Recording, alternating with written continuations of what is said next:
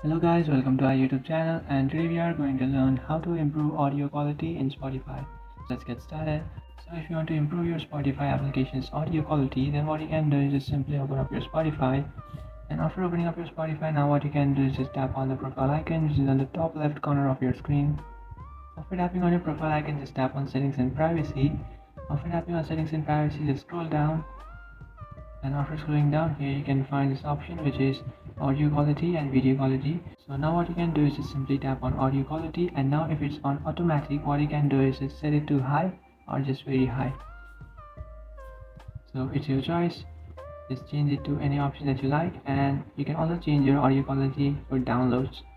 So you can change your audio quality from here, and after changing your audio quality, what you can do is just simply come back, and after coming back, now here you can find this option which is data saver.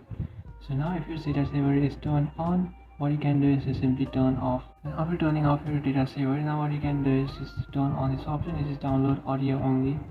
And now if you download your audio from Spotify or just listen to any audio in Spotify, the quality will be high and good. So that's it guys, this is how to improve audio quality on Spotify. If you find this video helpful, don't forget to like and subscribe to our channel.